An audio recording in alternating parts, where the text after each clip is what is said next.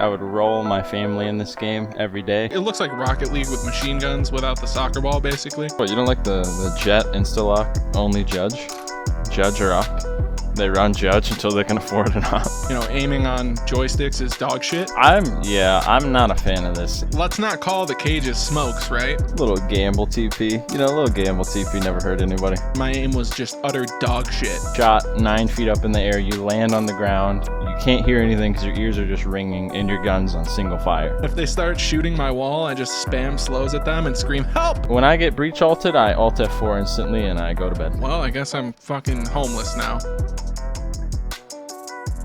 Hello and welcome to episode 10 of the Gamble Stack podcast. If you haven't heard of us or don't know what we're all about here, we are a podcast that virtually covers all things FPS. My name is Sigg, and I'm joined as always today by Boopsy. Yeah. As we discuss some of the Valorant patch notes, some of the SI 2021 and Rainbow Six today. But before we get into that, Boopsy, how the fuck are you doing today? Well, let me tell you. Yeah. Okay, so this is of course a Monday episode, right? Yeah. Now, some of the non-dumb shit listeners may have realized that this, of course, did not come out on a Monday, right? Now, the reason for this is because I am unemployed. Well, moving on. I don't know what fucking day of the week it is ever. So on Monday, I played Sea of Thieves for 11 hours. We'll get into it. And by the time I realized it was Monday, it was 8:50 p.m. and I said, fuck that. I'm not recording a podcast while people are trying to sleep. So I was kind of in that same boat. I didn't realize it was Monday until about 5, and then I was like, if he doesn't text me, I'm not even, Yeah. Then I got no text. Didn't even talk to you till like last night. No. We were just like, wait a minute. No one acknowledged it. But you know what? No. The beautiful thing about having a podcast with no listeners is that we can kind of just get away with whatever the fuck we want. So yeah, it's fucking ideal. Yeah, so things are good. Things are good. It is, of course, Wednesday. We're recording a Monday episode, but besides that, things are all good. How are you doing, buddy? I'm doing solid, dude. I've been just gaming. Yeah. I saw you played some Terraria. Yeah, we don't talk about it. No, we don't talk. Not on the pod. Not on live television. So we'll edit that out, right? Yeah. Put one of your beeps, just a long one, over that. Just one of those. All right. So Sig came in my chat yesterday when I was streaming, and he asked me a question that I'm sure this will throw some people who watch on YouTube off. So if you're looking at my webcam currently, you'll notice that it looks almost the same, but also very different. Now, Sig accused me of simply flipping my webcam in OBS's settings. That is not at all. That would have been a lot easier than what I did. Now, what I did is, if you look behind me, you'll see this is the same background. It's my girlfriend's dresser with a bunch of makeup and stuff nicely organized on it. So it's the same background. Now, what I did is my desk used to be there and the dresser used to be here. But I included this $13 table from Costco in my setup, and there wasn't enough room on that side to put that next to my desk. So I moved her dresser to where my desk was, and I moved my desk to where her dresser was. So the webcam did flip, but my whole room flipped. So doesn't matter. What'd you get that little table for? So my desk is not big, right? And okay. I have so much shit because of like streaming and doing the podcast. Like, this XLR interface used to just be like right here behind my fucking keyboard, and then I've got the Stream Deck to control the scenes in OBS. I've got this fucking thing. It's a wireless phone charger, so I can have a separate. It ties into my Twitch, so that's where I read my alerts and shit from. It's a disaster what I have going on my desk. Yeah. And then my computer, which is now here, used to just be like on the floor next to my desk, which is of course not great. I'd love to see the wire management going on behind the it's scenes. I bet it's just fucking griefed. it's not great. I'll tell you, it's not great, Okay. but it's a lot better than it used to be. Like there used to just be a rat's nest under my Yeah, that's what desk. mine looks like, and I have half the shit that you do. Yeah. So now there's a rat's nest over in this corner, which is a lot better because if you remember, there was multiple occasions where I'd be streaming and I would like move my foot and just unplug my whole fucking Yeah, I remember computer. that. My whole fucking computer would just get unplugged. So that shouldn't happen anymore. It probably still will. It doesn't matter. Moving on. So yeah, things have changed a little bit over here. I actually really like the way this is set up. Now I did all of this in preparation for my new computer to show up. When my new computer shows up, $3,000 build, 3070 Ryzen 9 Have you got a date on that yet? They sent me an email like 4 days ago saying that they're still waiting for the graphics card to come in, but everything else is like my computer is fully assembled, sitting in a fucking on a shelf somewhere, just waiting for a 3070 with my name on it to come in. Damn. They are finally working on the orders placed the week that I placed my order, but I placed mine on a Friday. So mine will be like the last fucking one for the week to come out. But they've been moving them pretty quickly. Like when I ordered 2 months ago today. So it's currently feels like so much longer than that, man. It's currently May 19th. I ordered mine March 19th. When I ordered it, they were working on orders for 3070s from fucking December. So in the last 2 months, they've done 3 months worth of orders, basically. Okay. So they're plugging along. Like I can't really complain. I'm still waiting. I'm still on the EVGA wait list from October for a 3070. If that tells like that's bizarre. I signed up for an EVGA 3070 in October, and I'm still on their wait list. They haven't called my number yet. So like, I'll get my 3070 from these fuckers. Powergpu.com, by the way, if anyone's wondering. Before I get my 3070 from EVGA. Now, if my EVGA number comes up after I receive my computer, what I probably will do is post in the Discord and see if anyone needs a 3070. And if you do, then like we can work something out where I purchase it and send it to you or whatever, and we exchange monies in some way, because I know these are really fucking hard to get. I'm sure there's a lot of people who want a fucking graphics card who just can't get one. So if that happens, I'll make a post. Join the fucking Discord. That's what I'm trying to tell you if you want a graphics card. Moving on. Okay, so we have some things to get into today that are podcast related. Oh yeah. Valorant patch 2.09. There was, I think the biggest thing in this patch for me personally is the Viper nerf. So if you remember, we talked about this in 2.08 or 2.07 where they buffed the living fuck out of Viper. So instead of taking 2.07, I think. I think so too. So instead of taking decay over damage like it used to be, you just, as soon as you touched any of the green shit, you just took 50 damage. Your shield was just gone, or on pistol rounds you were just dead, essentially. They reduced the instant decay from 50 to 30. Now it doesn't sound like as big of a change as it is. So this is like an inadvertent nerf to the Marshal, basically, because having a Viper on your team made the Marshal a viable weapon. Because like, basically, if you think about the numbers, it doesn't make any difference with a Vandal. Because like, if I'm 150 and I walk through a wall, well, it depends on the range with a Phantom. I'm saying because a Vandal hits 3 bullets for 120. Even if I hit it for 30 now, then I'm down to 120. I'm dead either way. So it doesn't make any difference for a Vandal, or point blank. It doesn't make any difference for a Phantom. I don't think. I think a Phantom does 40, or does it do 39? Point blank. I don't remember. Fuck if I know, dude. I'm washed, man. That is of course true. Yeah. So this is big. I mean, there's other instances besides the Marshal where like this is gonna make a difference. Like Sigg said, like if you're fighting a Phantom at range, it's gonna make a little bit of a difference.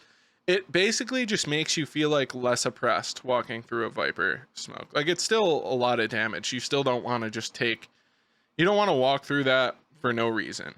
Still, it's still 30 Yeah. health, but not as bad as 50. So, uh, there's that. I think it needed to happen. Now, yeah, Ugh. I agree.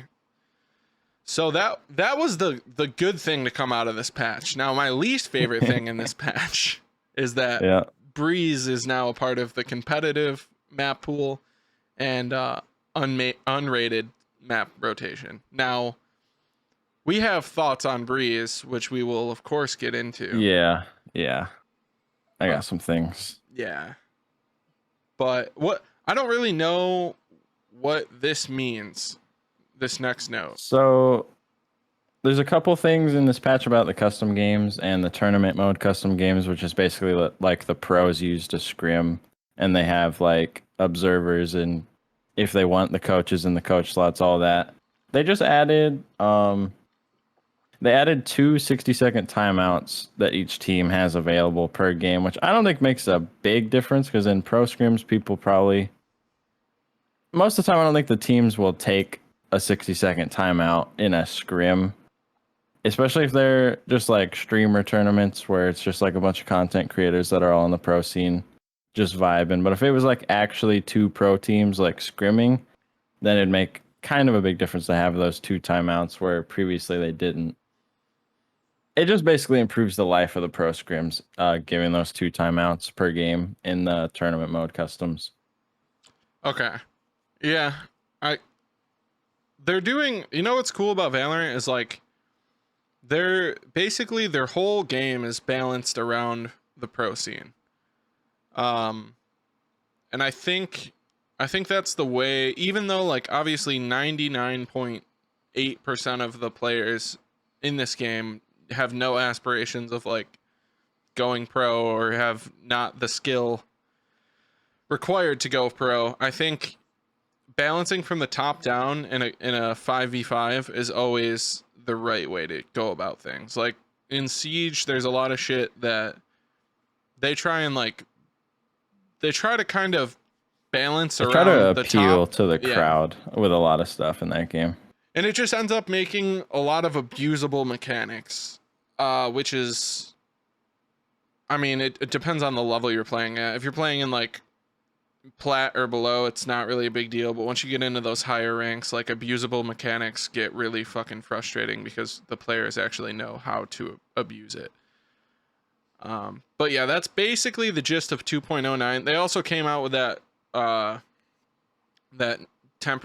whatever game mode, the replication with the 5 ciphers versus 5 breaches. We talked about that on the last episode, though. That's fun for about an hour. And then, pretty small patch. Yeah, not a huge... for Valorant standards. They usually drop a lot of shit in these. Yeah, and I mean, I can see...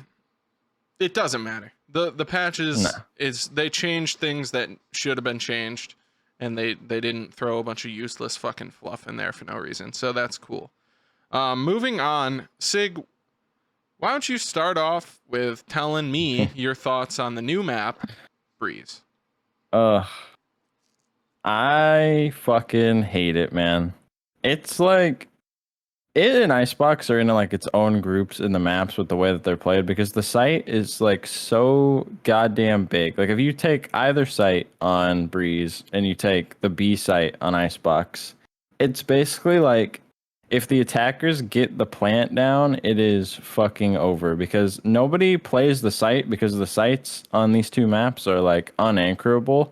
So like people say it's going to be a retake map, but you can't retake it if there's nobody like on the site holding it because they're all just playing, like everybody's playing Viper on these maps for the Viper Molly lineups post plants, and they'll all play Astra to pull people off the spike, and they'll just try to waste time post plant. They'll have like Arena or their duelist push up a little bit and like full court press them, try and waste like 15 seconds, and then from there they literally win the round off time on the defuse.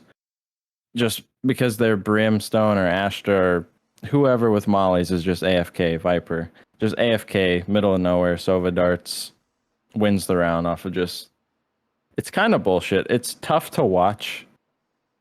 I hate it, man. How do you feel about it? You know, I have very similar thoughts to you. I think I hate it. I definitely hate it. I definitely hate the map, but I think I hate it for Yeah. different reasons that you do. Okay. This map feels like it's like equal and also opposite to the way that Icebox plays out. So Icebox is two football fields that lead to two very claustrophobic sites, or at least one very claustrophobic site, and then a site that just is like impossibly griefed to take any control of if it's being held properly. The Yeah. claustrophobic site being A and the griefed site being B.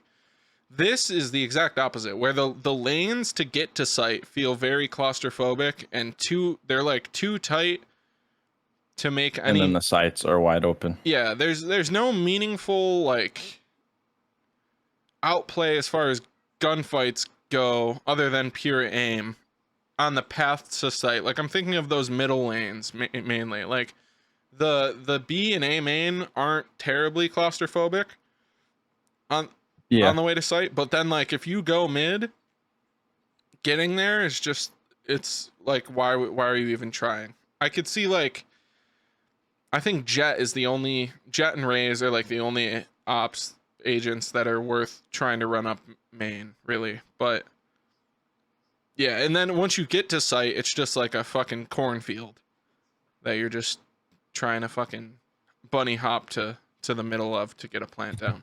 It's, I don't know. I still haven't played enough on it to like really know how to fucking I haven't sites. played a lot on it, but I've watched a lot of games. I've probably watched 10 to 15 matches on it in the last 2 weeks, maybe. I watched Shroud played a lot. I've watched Tico played a lot.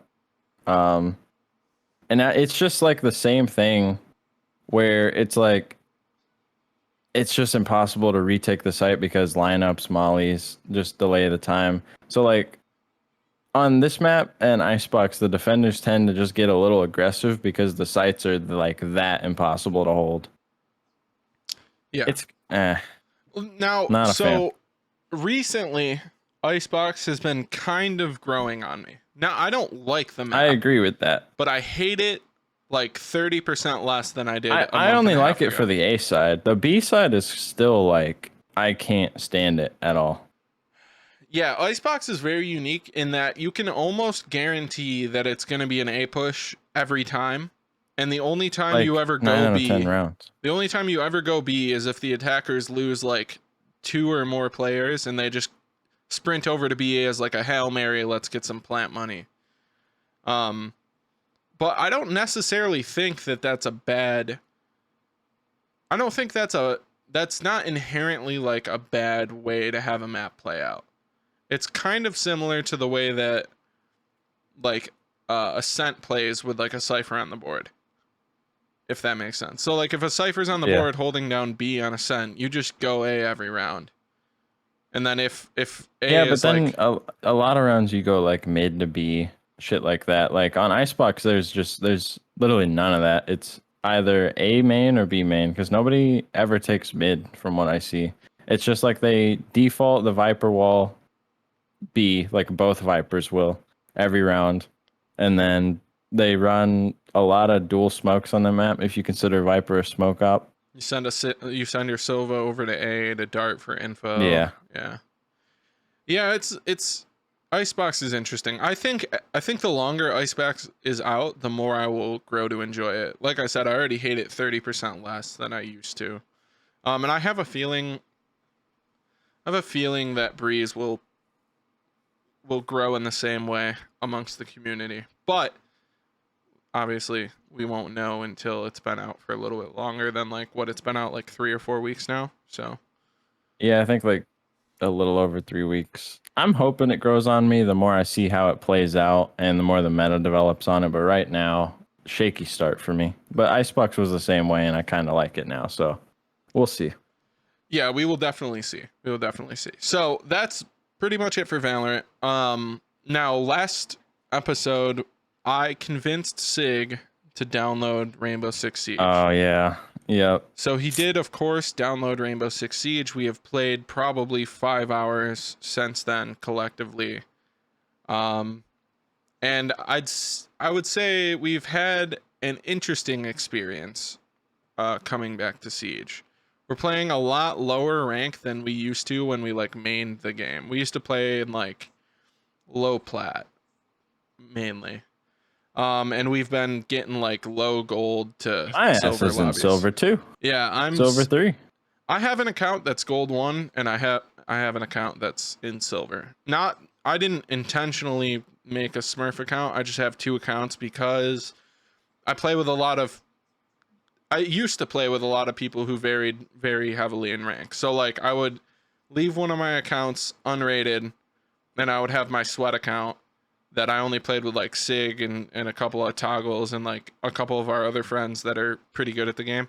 And then I would have an account that I would either solo queue on or play with like the shitters that I'm also friends with. And if you're a shitter and you're listening to this, I of course love you and I count myself. I'm the shitter that ascended to It's literally mediocrity. like your emotes, isn't it? Or Yeah. your sub badges? Yep. Something like that. Yeah. Shitters?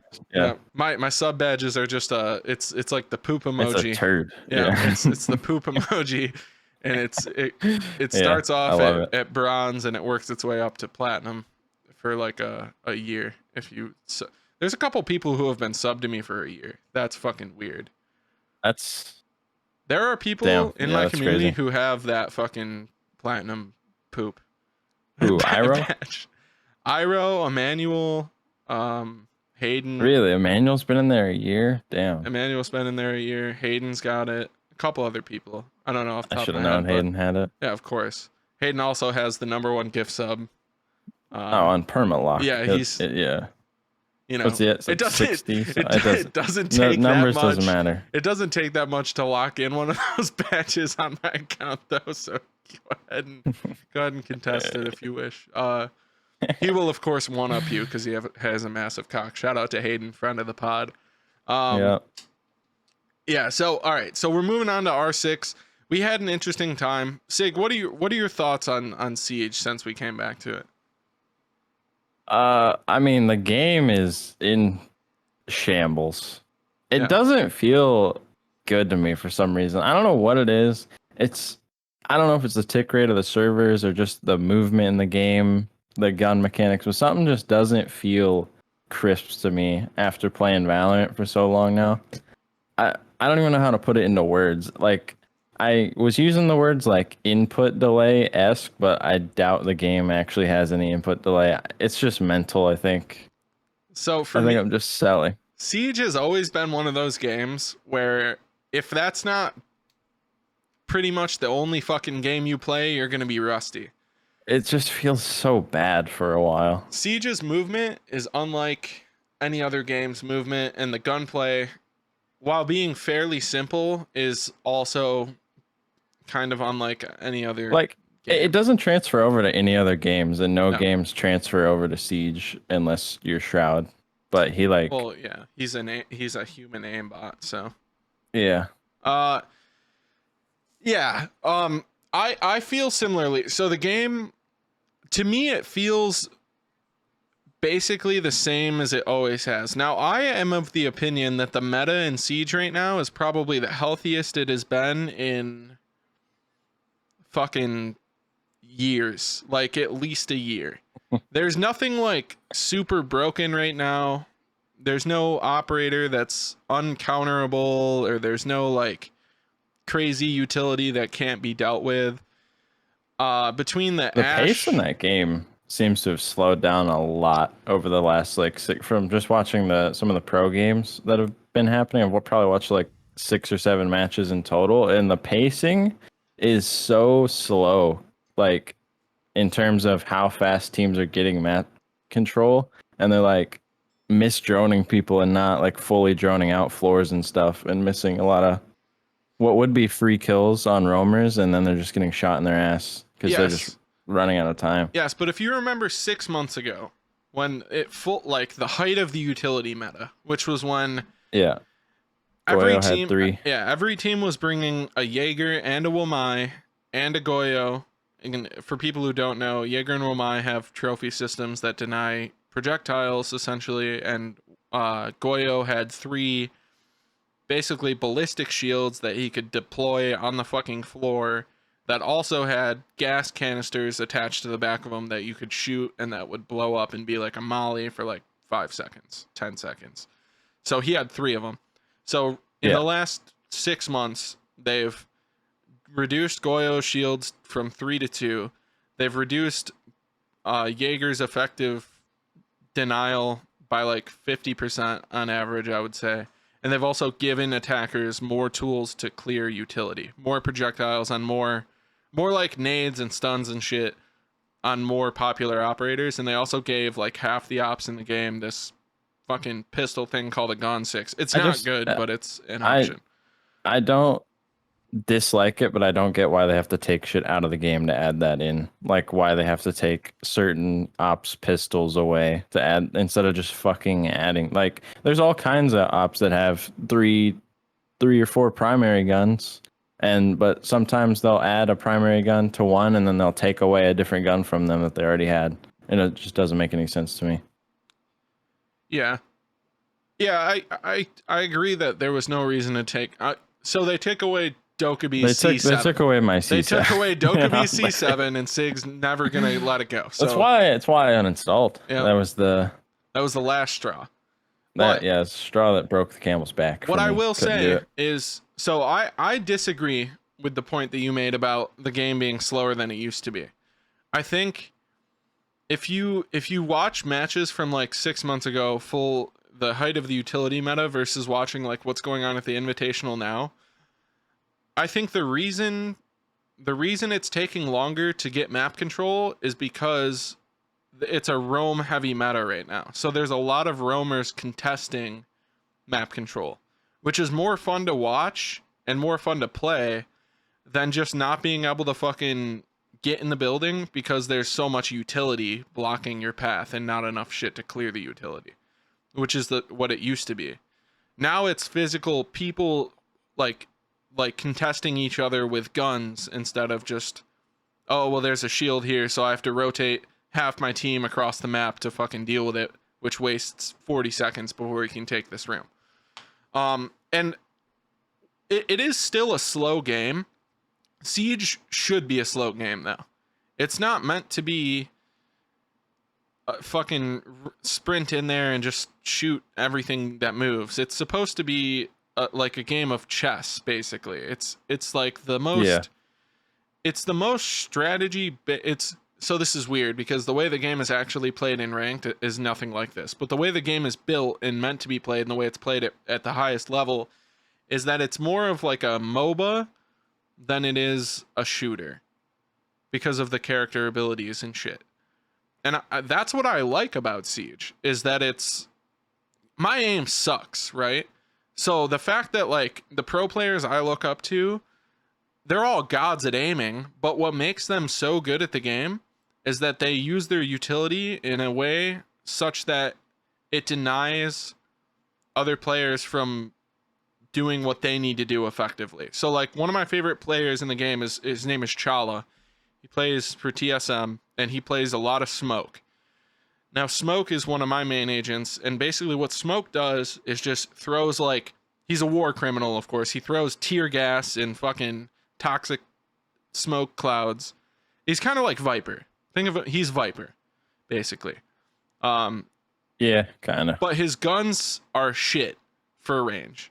The SM11's arguably the best gun in the game, but it's shit at range. So he has to be very smart about what gunfights he takes and when he takes them. Because if he peeks something too early in the round and dies, he just threw. He just threw the entire round.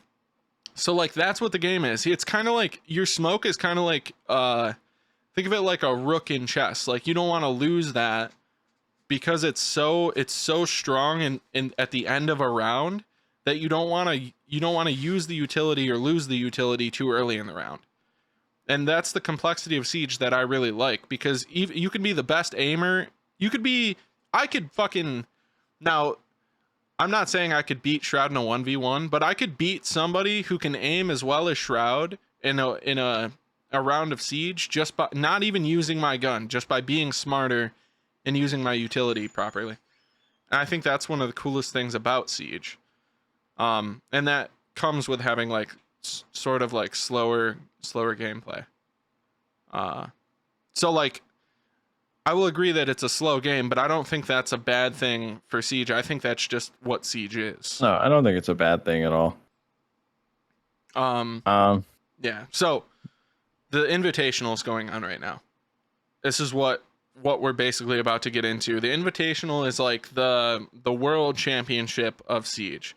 It's a huge LAN tournament where all the different regions worldwide come together. The top like 4 teams from each region they're in Paris right now, duking it out. Now the group stages just finished up, and they're on like the first or second day of the actual playoffs right now, and it has been fucking crazy. So in the past, EU and NA have basically been like top dogs, mostly EU traditionally, because G2 used to just G2 just owned the game for like 3 years. For 3-4 years. But last year SSG, an NA team, won it. And over TSM, 2 NA teams in the grand finals. Yeah. And this year things look a lot different. So during the group stages, fucking APAC, which traditionally has had like pretty good teams, but they've never made it to like a final. Yeah. For the Invitational. APAC was literally shitting all over EU, or NA mostly. APAC was shitting on. And Brazil, like the South American teams mainly from Brazil, were shitting all over EU. Like fucking G2, who used to be the best team in the fucking world. G2's already gone, right? I don't think they're fully knocked out. I think they have to lose one more game. Let me look at the fucking I don't see them on the. They might be already gone. Oh wait. It says no. They're still in. They're fighting Parabellum. They play today, probably. Yeah, they're playing Parabellum. If they lose this game though, they're fucking gone. DZ Dark Zero, who's been in the top 3 of NA for like a long time, and they were considered like a favorite to win this, is fucking gone. Space Station. Is that an APAC team that they lost to? Furia? I don't know who the hell they're either APAC or Brazil. They're not a fucking EU team.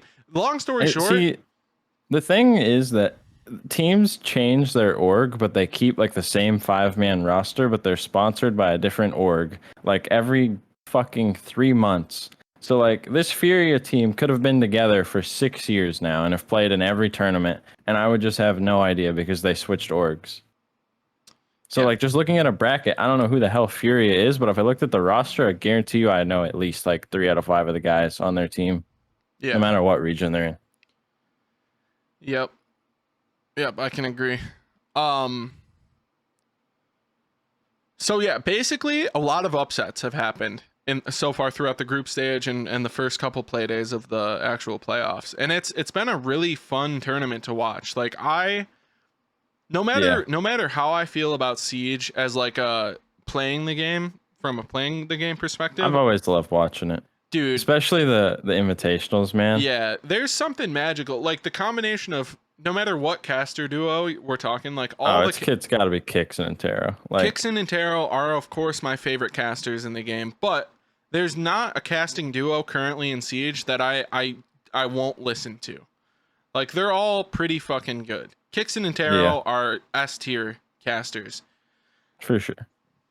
But they're all pretty good. Like Dev Marta whatever the fucking guy's name and the other guy, I don't know. They're all pretty good. They're all fucking they're I like fine. Stokes and Blue. That little duo. Yeah, Stokes and Blue are good too. Now some things to look at moving forward. So Space Station, the defending world champs, are playing for a spot right now. If they lose, they go home.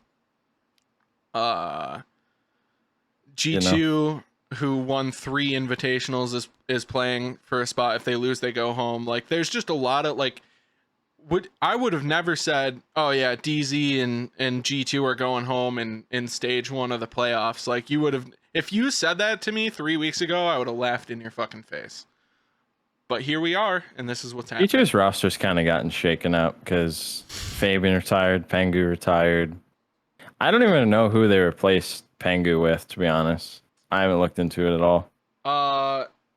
Oh fuck, I know their roster was fucking crazy before he left, though. Yeah, it was just like 4 Ashes and then a Montaigne.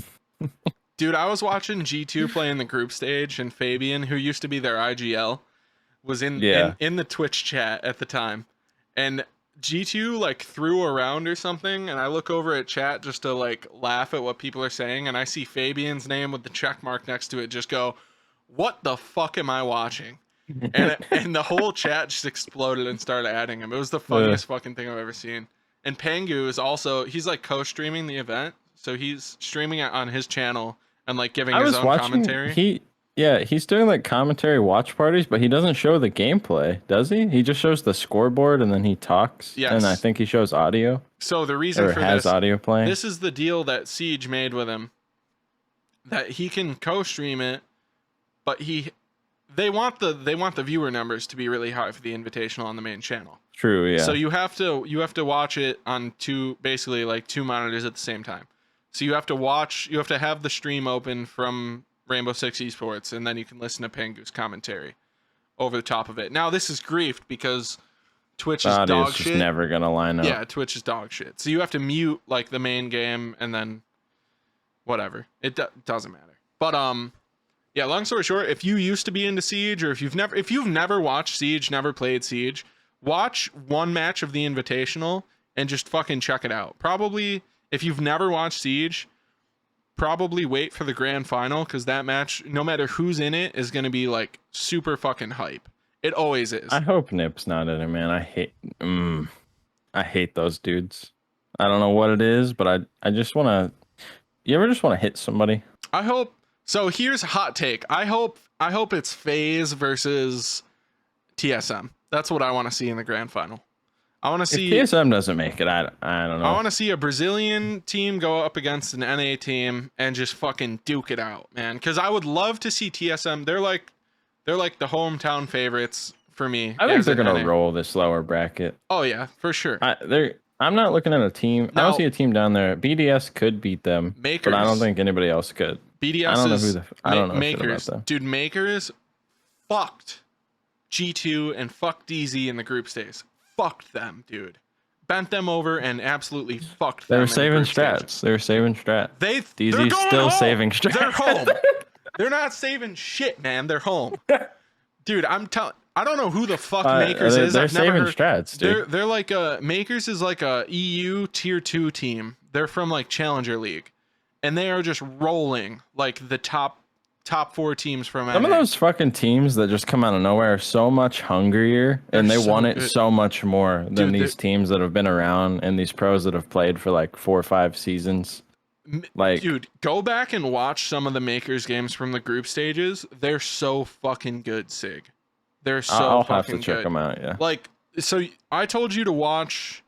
I did watch that game. Yeah. Yeah. I put it in the. It was BDS versus Cyclops. Versus Cyclops. Cyclops went home. Rip, dude. Because I wanted to see Cyclops win so bad. I wanted to see them go really far in this tournament because they are so much fun to watch.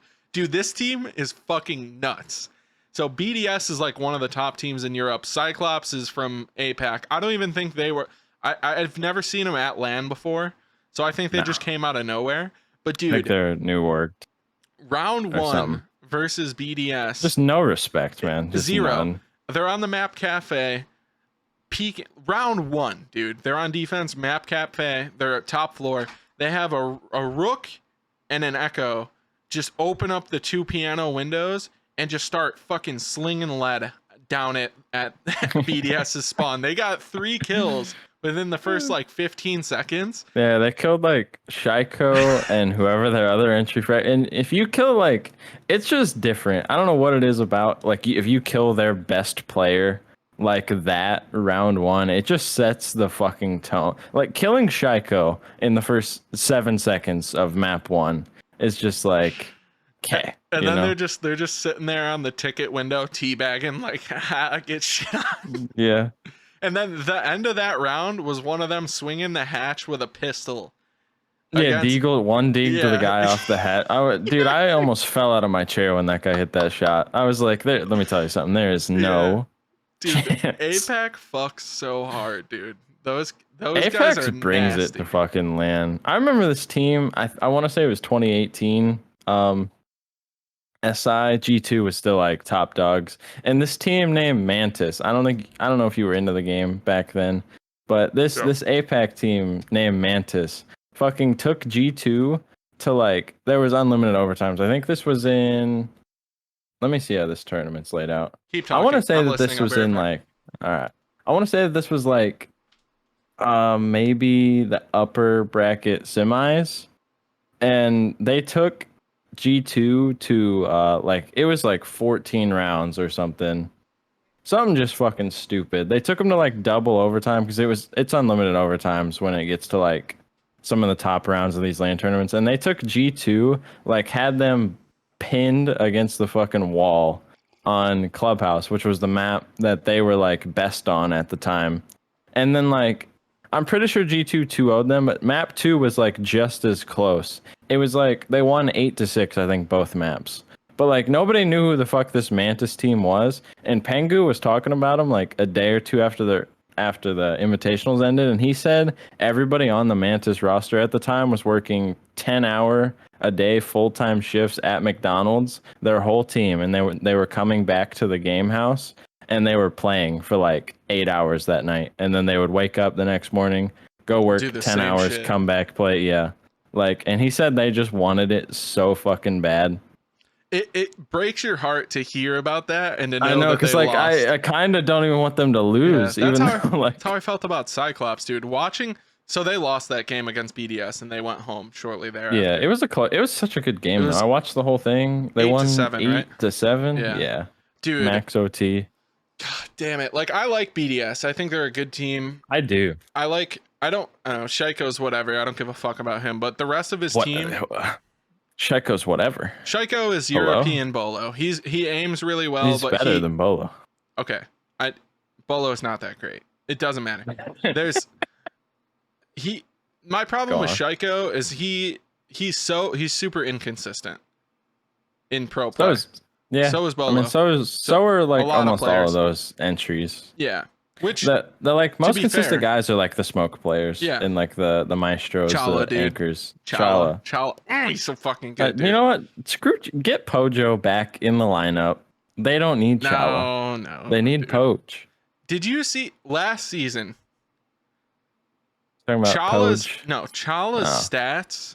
He had like the highest clutch. He had the highest 1vx win rate across He like seems all to win regions. every 1v2 he's in. I like He when he's in a doesn't 1v2, lose. he's just one of those guys He that doesn't like fucking lose. that Chala is unbeatable. the round isn't over until he's dead. Yes. And you can tell when you're watching him play that there's always a change. Even in like a 1v3, he's on 30 HP, and you're just watching things that he's doing. You're like, you know, I think Chala and this is winnable. Bosco are like Pengu is one of the big ones when he was in Pengu too. was one of the Pengu is probably the best player to ever play Siege. I think he's the Hands greatest of all down. time. I've Yeah. called him that. Yeah, Pengu has since retired, but was basically just the best player on the best team ever for years and years. Yeah. And he was super consistent too the whole time. But I think with what we have now, I think Chala and Bosco, they're both smoke players, by the way, both support players. Usually not at the top of the CP have scoreboard. played with Bosco. Bosco's nasty. We've had we used to have him on our friends list back in the day, and we've played with him like 2 or 3 times. That's sick. Back when we were like high plat and he was like low diamond. We were just vibing, dude. This was when diamond was highest rank. Yeah. All that good shit. Back when diamond was diamond. Yeah. Yeah. Yeah, but dude, I don't know. Anyways, go watch some fucking Siege. Even if you never play the game, because it's not that fun to play. But It's so much more Such a good entertaining to game. watch these LAN tournaments than it is to play the game. Yeah. Like, because ranked is not the same. It just doesn't even look the same. I don't know, man. What if you just watch some of these pro games and just listen to what the people are saying and try to learn and just like think in your head about what a team did wrong or right to win or lose a round. And if you listen to Kickstar, he's like the most critical pro caster out there. He calls every team out on their bullshit. Well, he Like, used to be a pro yeah, he used to himself. be a pro. That's So, why he does it. I love listening to him cast because he doesn't care about anybody's feelings. He's like, well, you lost your team that round, man. yeah. You know, just on the broadcast every day. I love him, dude. Yeah. Siege is I won't sit here and tell you it's the best esport out there, but I will say Nah, there's not a game I would rather watch than Siege for me personally. It's just so the regular season is so like yeah, stale yeah, though, yeah, but yeah, the whatever. LAN tournaments are so hype. Good. So good. When you get the best from each region facing off against each other, that is the best Siege ever is. It's so good. It's so good. So we have the whole bracket here, and I'll go through. By the time you guys are hearing this, some of this will have changed because it's currently a play day right now. So there are teams playing as we speak. But I feel like every day has been a play day for the last 3 or 4 days. it's been so they do. Well, they were like Wednesday through groups, Sunday, all that shit. So Monday and Tuesday they were off. But so what we have in the upper bracket right now is Oxygen versus MIBR and Ninjas in Pajamas versus FaZe Clan. That matchup is really interesting because they're both from South America. So they've played. MIBR is underrated. MIBR is Oxygen's underrated too. Oxygen's been playing pretty fucking good at this tournament. And they're traditionally get shit on in NA pretty hard. So like they're like barely squeezed their ass cheeks into top 4 this season. But Empire's been side note, they Oxygen 2-0 to Empire. Yeah. Empire's fallen the fuck off the last. I don't know what happened to them. Empire was really good in the Mute Mozzie meta. They were really good at the same time that Space Station was really good. They're like a very similar team where they're very structured. They were up there with G2. Like Yes. when G2 was dominant, Empire was like just everybody considered them as the second best team in the world Empire for like 2 years. Empire has the same problem that DZ has, where Empire does what they do very well, but they struggle to adapt when teams start to counter them.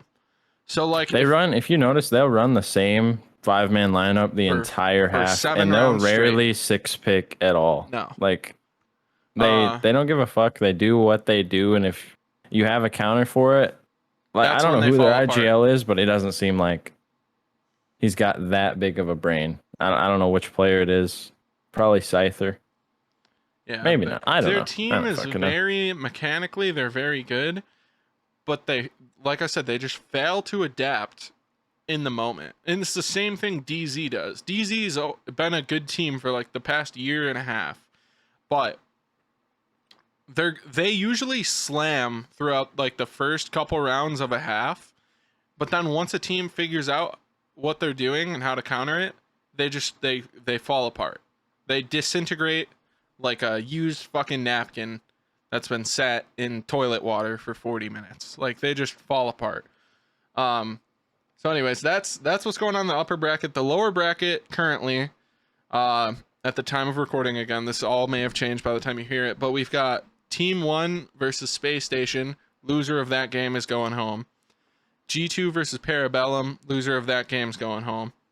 DZ versus Furia happened today. DZ went home. That was a 2-0 for Furia. And Cloud9 versus Makers. Loser of that game goes home. Now the winner of Team 1 versus Space Station goes on to face Empire. Banger of a game. Yeah.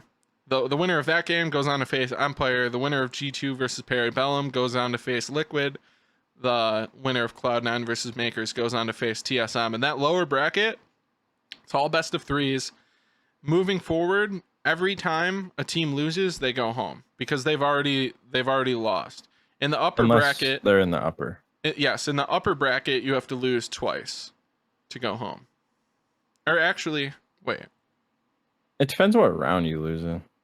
Okay, no. Well, no, So it doesn't. yeah, no. So the upper bracket, Oxygen and MIBR, the loser of that game will face the winner of lower bracket round 3. Yeah. And the winner of NIP and FaZe Clan will face the other winner. So there's two games in lower bracket round 3. The winners of those 2 games will go on to face the losers of the upper What bracket. happens very often in these is that, like, let's just, for shits and gigs, let's say MIBR and FaZe win, and they move on to this next one. And then they're in the upper bracket finals. Let's say MIBR wins 3-2. They send FaZe down. So now MIBR is in the grand finals and FaZe is in the lower bracket finals. This happens like seemingly every other year, where the teams that played in the upper bracket finals meet in the grand finals, and then the team that won the upper bracket just gets that one map advantage, usually in the best of 5. Yeah. I don't know if they're doing that again this year, but they have. They are. Okay. I don't know. I think they have to I'm be, sure because they are. in order to make it to the finals from the upper bracket, you would have had to have not lost a best of 3 since the groups, or a map, or not a map, but you wouldn't have lost a match since group stage, and you only lost 1 in group stage. So you should get rewarded for that. Yeah, if you go 2 weeks of pro play and only drop 1 fucking match, you should have an advantage going into the final. So, and that's exactly how SSG beat TSM last year. Yep. I hated it because I'm a TSM fan, and I was so angry that SSG got that map. But like, that was such a good a good game. I love that. Yeah. Yeah, that was a good game. I wanted TSM to win too, but at the end of the day, it was NA versus NA, and like I liked both of the teams. I like Canadian a lot. I wasn't mad to see Canadian. Yeah. I follow him on IG. Yeah, Canadian's a hell of a guy. He's a real nice guy. Troy Canadian. He's his teeth are all fucked up, but anyways, moving on. Okay, so what are we at time? We're at 50 minutes. We're good. Okay, so no listener questions this week. You guys are fucking rats. Join the Discord. Yep. Of course not. Join the fucking Discord if you want us to record any more podcasts, or else it's canceled. GG. We could, on the topic of Canadian, we could talk about him coming out of retirement like 2 weeks ago to replace Luke because he couldn't make it to SI. Yeah. So this year, okay, so some background info here real quick. So the Invitational normally happens, I think, in February. Now it's late February usually. Yeah. Yep. Now, because of the global pandemic COVID situation, it was postponed. And after it was postponed, Pangu, Canadian, and somebody else who was like up there. A bunch of pros retired, basically. Because I think they were all planning on retiring after the Invitational anyways. But nobody knew if the Invitational was even going to happen. And I think they all wanted to move on and do different things with their lives. And long story short, they all fucking retired basically within the span of like 5 days. A bunch of people announced, "Hey, I'm retiring from pro play." And these are like very big names in the scene. So like Pangu and Canadian are arguably like those might be the 2 biggest names. The biggest names. NA, Canadians for sure. Well, Bolo now I guess is. But not justifiably. Yeah, Bolo's just. I like Bolo, but like fuck Bolo. Friend of the pod. Yeah, Canadian and Pangu arguably, go ahead and DM us. Arguably the most well respected players in the game, both retired at the same time. A lot of people were fucking bent out of shape about this. Now, I was sad to see Pangu retire. Me too. I think he was my favorite player. Literally, I woke up the day he announced his retirement. I woke up, scrolled through Twitter, saw that video in my feed, watched it, and I'm not shitting you, I shed one single tear. It made me a little bit. Dude. I'm not capping. It made me a little a cunt hair emotional, because I had been watching this dude since he was fucking He was the only content creator I even watched 19. anymore when he retired. And I mean, I'd been watching his YouTube and his Twitch for 3-4 years. I watched like every pro game that he ever played almost. Yeah, and if you know his backstory, dude, like he comes from a fairly humble background. Like this dude, I'm not gonna get into it because I'm gonna miss a lot of things. He's a good fucking dude. He takes care of his mother. He takes care of his family with what he's done in esports. So, when I heard the news about him retiring, it did make me a pretty fucking sad, just because I've watched this dude lift fucking 3 hammers at the Invitational, Yeah. and he was a great player and a great guy to watch play the game. So, anyways, Troy also retired. He had somebody. What's the guy's name? Who's his replacement? Luke, like Luke 12 or something. So Luke was his replacement, and because this whole fiasco happened where the invitational was happening and then it wasn't happening and then it was postponed and they didn't know when it was going to be, he couldn't get his visa sorted out in time to get over to France for the fucking LAN tournament. That's so griefed. Yeah, but, it sucks. I mean, it works out in SSG's favor because he was kind of... I think I could have filled that hole better than that. I'm not, like, you give me a week, and I think I could be a better SSG 5th than Luke 12. If that's, I don't know if that's a screen name. It's Luke some dog shit looking at. It doesn't matter. Moving on. Yeah. So Troy's back for the tournament, and they're not going to win, right? So it's kind of... They don't look the same, no. It kind of sucks that Troy's back, because at the time he retired defending world champ. On top. Yeah. And he now retired defending world champ. He's going to go out in the first round of the lower bracket. In the lower bracket. against some tier 2 Brazilian team. Some fucking APAC team spawn peeking. It is what it is. Yeah. Poor fucking Troy. He's oldish. He's older than I am, I think. So give him a fucking break, I guess. No, it doesn't matter. Yeah. But yeah, anyways, I think that's gonna be it for the podcast today. So remember, as always, you can find myself and Sigg over at Twitch if you're so inclined. Sigg's handle is twitch.tv/justsig. That's JUSTSIGG. And if you want to find my content for whatever reason, you can find me over at twitch.tv/itsboopsy. That's ITS. Not a lot going on over there. No, we're playing Sea of Thieves. That's ITSBOOPSY. If you're interested in more content, that's where you're going to find it. If you have not yet joined the fucking Discord, go ahead and join the fucking Discord. Where the fuck have you been?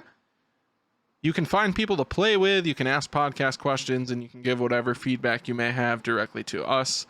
The link to the Discord will, of course, be in the podcast description below, as it always is. You fucking rats, join it. Thank you so much for tuning into this episode of the podcast, episode 10. Did we say the right episode number? Doesn't matter. I think I did. I don't know. Doesn't blacked out in the intro. It's Wednesday. There's no reason for us to be here right now. We hope you enjoyed the podcast, and we will see you probably fucking tomorrow, because... Actually, no. Are you free to record Friday? Yeah. I think we have to record Friday. I got some shit to do tomorrow. That's fine. So, all right. We'll get our shit together next week. We'll see you at some point. We'll see you at some point, guys. Thanks for tuning in. GG's. GG's.